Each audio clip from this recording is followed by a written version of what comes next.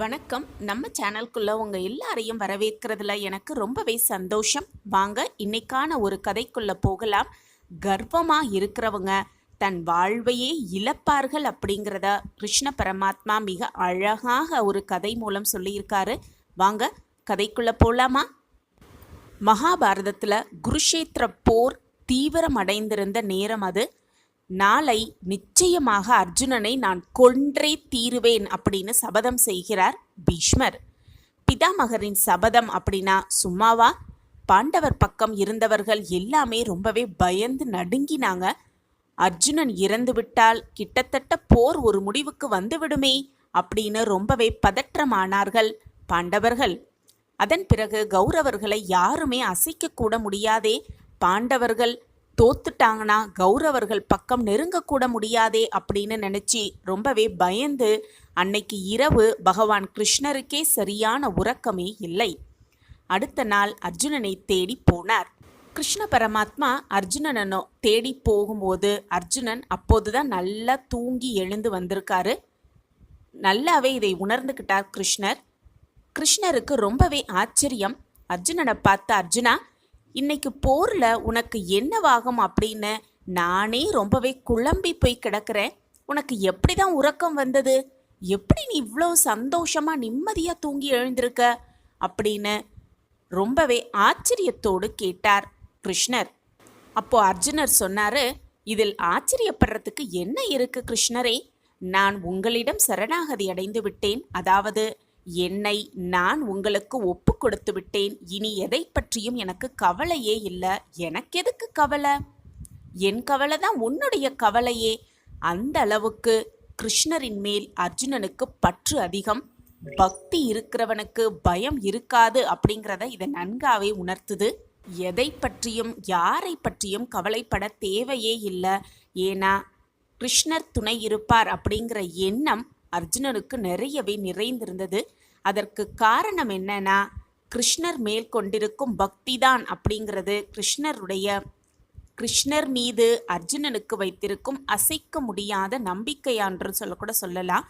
இந்த நம்பிக்கை விரல் நகம் போல் அவன் மூளைக்குள் வளர்ந்து வளர்ந்து கிருஷ்ண பக்தியில் தன்னை மிஞ்ச ஆளே இல்லை அப்படின்னு கர்வம் கொள்ளும் அளவிற்கு பெரிதாக நீண்டு இருந்தது இந்த நம்பிக்கை.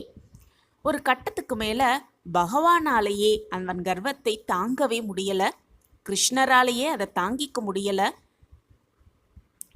கிருஷ்ண பக்தியில தன்னை மிஞ்ச ஆளே இல்லை அப்படின்னு அர்ஜுனன் நினைச்சுக்கிட்டு இருக்கிறத பார்த்து பார்த்து கிருஷ்ணராலேயே அதை தாங்கிக்கவே முடியல.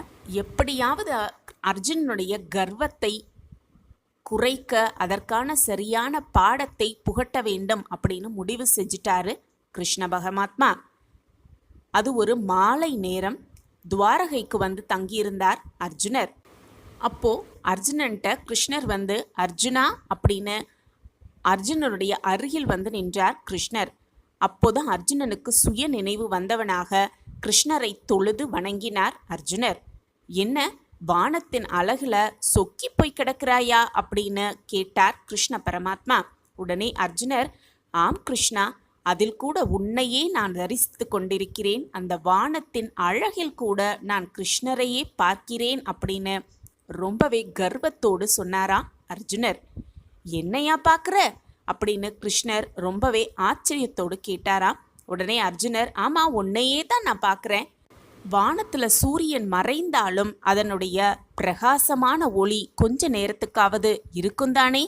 அதுபோல உலகில் எத்தனை கொடியவனாக கெட்டவனாக ஒருவன் இருந்தாலும் அவனுடைய கடைசி காலத்தில் இப்பொழுதாவது அவன் திருந்த வேண்டும் அப்படிங்கிற எண்ணம் உன்னுடைய மனதிற்குள் இருக்கும் அப்படின்னு எனக்கு தெரியும். மறைந்த சூரியனின் கதிரை போல அவனுக்கு ஒரு வாய்ப்பு நீ கொடுத்தும் பார்ப்பாய். கடைசி நேரத்தில் நீ கொடுப்பாய் அப்படிங்கிறது எனக்கு தெரியும். ஏன்னு பார்த்தோன்னா அது உலகில் உள்ள உயிர்களிடத்தில் உனக்கு இருக்கும் மிகப்பெரிய கருணை அப்படின்னு எனக்கு தெரியும் அப்படின்னு அர்ஜுனன் சொன்னோன்னே வாய்விட்டு சிரித்தார் கிருஷ்ணர். அர்ஜுனன் முகத்தில் அப்படி ஒரு கேள்விக்குறி. சதா சர்வகாலமும் எனக்கு என் நினைப்பு தான் அப்படிங்கிறத நிரூபிக்க நீ விரும்புகிறாய்தானே அப்படின்னு கிருஷ்ணர் அர்ஜுனனை பார்த்து கேட்டவுடனே அர்ஜுனன் சொன்னாரு, இதில் உனக்கு சந்தேகம் என்ன கிருஷ்ணா அப்படின்னு கேட்டாரு. நீதான் எனக்கு எல்லாமும், அதன்படிதான் நானும் வாழ்ந்துகிட்டு இருக்கேன் அப்படின்னு பதில் சொன்னாரு அர்ஜுனர். உடனே கிருஷ்ணர், என் மேல செலுத்தும் பக்தியில் உன்னை மிஞ்ச ஆளே இல்லை அப்படின்னு நீ நினைக்கிறாயா அப்படின்னு கேட்ட உடனே அர்ஜுனர், நிச்சயமா அப்படித்தான் நான் நினைக்கிறேன் அப்படின்னு அர்ஜுனன் சொன்னோன்னே கிருஷ்ணர் சொன்னாரு, தவறு அர்ஜுனா, உன்னையும் விட என்மேல் பிரியமுடன் கூடிய பக்தி செலுத்துகிறவர்கள் இருக்க தான் செய்கிறாங்க. அது தெரியாம நீ இப்படி பேசிக்கிட்டு இருக்க அப்படின்னு கிருஷ்ணர் சொன்னதும், பரமாத்மா, ஏன் இந்த விளையாட்டு, அதை உங்களால நிரூபிக்க முடியுமா அப்படின்னு கேட்டார் அர்ஜுனர். சரி, என்னோட புறப்படு அப்படின்னு சொல்லிட்டு 2 பேரும் சேர்ந்து, எங்கே போகிறோம், ஏன் போகிறோம், எதுக்கு போகிறோம் அப்படிலாம் நீ கேட்கவே கூடாது, சம்மதமா அப்படின்னு கேட்டுட்டு அர்ஜுனரை தன் கூட அழைத்தார் கிருஷ்ணர். உடனே அர்ஜுனனும் உடன்பட்டான். 2 பேரும் சேர்ந்து கிளம்பினாங்க. கிருஷ்ண பரமாத்மா அர்ஜுனனை அரண்மனைக்கு வருவார் அப்படின்னு அரசர் சற்றும் எதிர்பார்க்கவே இல்லை. அவரும் அவர் துணைவியும் சிறு வயது மகனும் அவனை நெஞ்சார வணங்கி வரவேற்றாங்க, பக்தியோடு உபசரித்தாங்க. பகவான் நேரடியாகவே விஷயத்துக்கு வந்தார். உங்களுக்கு என் மீது மாறாத பக்தி உண்டு அல்லவா அப்படின்னு கிருஷ்ணர் அரசரை பார்த்து கேட்டார். உடனே அரசர், ஆம் பெருமானி அப்படின்னு சொன்னாரு. நான் ஒன்று கேட்டால் தருவீங்களா அப்படின்னு கிருஷ்ணர் கேட்டோன்னே, நாங்கள் உயிரையும் தருவோம் அப்படின்னு அரசர் பதில் உரைத்தாரு. சரி, ஆனால் ஒரு நிபந்தனை அப்படின்னு கிருஷ்ணர் சொன்னார். என்ன அப்படின்னு அரசர் கேட்ட உடனே, எனக்கு நீங்கள் தானம் கொடுக்கும் பொழுது உங்கள் இல்லத்தில் ஒருவர் கண்ணிலும் துளி கூட கண்ணீர் கூட வரவே கூடாது அப்படின்னு கிருஷ்ணர் சொன்னார். உடனே அரசரும் சம்மதம் அப்படின்னு தெரிவித்தார். இவங்க பேசிக்கிட்டு இருக்கிறதா, கிருஷ்ணரும் அரசரும் பேசிக்கிட்டு இருக்கிறதா அங்கே வந்த அர்ஜுனன் ரொம்பவே ஆச்சரியத்தோடு பார்த்துக்கிட்டு இருந்தான். சரி சொல்லுங்க, உங்களுக்கு என்ன வேண்டும் பகவானே அப்படின்னு ஆர்வத்தோடும் பரவசத்தோடும் அரசர் கேட்டார். அப்போ கிருஷ்ணர் சொன்னார், உங்களுடைய பாலகனை 2ஆக பிளந்து அவனுடைய உடலின் வலது பாகத்தை மட்டும் எனக்கு தர வேண்டும் அப்படின்னு கிருஷ்ணர் சொன்னார். என்ன கொடுமை இது, கண்ணனின் திருவாயிலிருந்தா இந்த வார்த்தைகள்? அர்ஜுனர் ரொம்பவே அதிர்ச்சிக்கு ஆளானார். ஆனால் அங்கிருந்தவர்கள் முகங்கள்ல எந்த ஒரு சஞ்சலமுமே கிடையாது. அர்ஜுனன் ஆச்சரியத்தோடு பார்த்தான். எல்லா முகத்திலையுமே என்ன இப்படி அமைதி நிலவுது, நம்ம மட்டும்தான் ரொம்பவே ஆச்சரியத்தோட பயத்தோட பார்த்துக்கிட்டு இருக்கோமே அப்படிங்கிற ஆச்சரியத்தோடே அர்ஜுனர் பார்த்தார். அதே நேரத்தில் பகவான் அங்கிருந்தவர்களின் முகங்களை கூர்ந்து பார்த்து ஆராய்ந்தும் கொண்டிருந்தார். அரசர் முகம் ரொம்பவே சாதாரணமாக இருந்தது.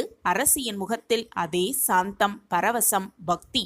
அந்த இளவரசனான பாலகன், அவன் முகம், அவன் கண்ணில், அட இது என்ன, இளவரசனின் இடது கண்ணிலிருந்து தாரை தாரையாக கண்ணீர் அப்படின்னு கேட்டார் கிருஷ்ணர். அதற்கு அந்த சிறிய பாலகன் பதில் சொன்னானா, மன்னிக்க வேண்டும் பரந்தாமா, நீங்கள் என் உடலில் வலப்பாகத்தை கேட்டீர்கள், அது உங்களுக்கு பயன்படுகிறதே அப்படிங்கிற திருப்தி எனக்கு ஒரு புறம் இருக்கு. ஆனால் உங்களுக்கு பயன்படாமல் வீணாக போகிறோமே அப்படின்னு என் உடலில் இடப்பாகம் வேதனைப்படுகிறது. அதனால தான் என்னுடைய இடப்பாகத்திலிருந்து இந்த கண்ணீர் வருகிறது அப்படின்னு அந்த பாலகன் சொன்னானா. கிருஷ்ணர் அர்ஜுனனை திரும்பி பார்த்தார். அவன் பகவானின் பாதங்களில் வீழ்ந்து கெட்டியாக பற்றி கொண்டான். மன்னித்து விடு கிருஷ்ணா, மன்னித்து விடு கிருஷ்ணா. கிருஷ்ண பக்தியில் நான் ரொம்ப சின்ன பிள்ளை, என்னை விட உயர்ந்தவர் உள்ளார்கள் இருக்கிறார்கள் அப்படிங்கிறத நான் இப்போ புரிஞ்சுக்கிட்டேன். நீ உணர்த்திட்ட, மன்னித்து விடு மன்னித்து விடு அப்படின்னு காலில் சரணடைந்தார். கிருஷ்ணரின் காலில் சரணடைந்தார் அர்ஜுனர். கர்வமுடையவர்கள் வாழ்வையே இழப்பார்கள் அப்படிங்கிறதுக்கு இந்த ஒரு கதை நல்ல உதாரணம். கர்வம் ஒரு மனிதனின் மாண்பையே குலைத்துவிடும் அப்படிங்கிறது தெரியாம பல பேர் ஒரு சின்ன வீடு கட்டிட்டா, ஏன் ஒரு பெரிய நிலத்தை வாங்கிட்டா, பரிசு கிடைச்சிட்டா, விருது வாங்கிட்டா, இப்படி பல மனிதர்கள் கர்வத்தோடு அலைந்து கொண்டிருக்கிறார்கள். அவர்களெல்லாம் கர்வமில்லாதவர்களாக மாறி இறைவன் ஒருவனே உயர்ந்தவன் என்பதை எப்பொழுது உணர்ந்து கொள்கிறோமோ அப்பொழுது வாழ்வில் மிகப்பெரிய மாற்றத்தை நிச்சயமாக காணலாம்.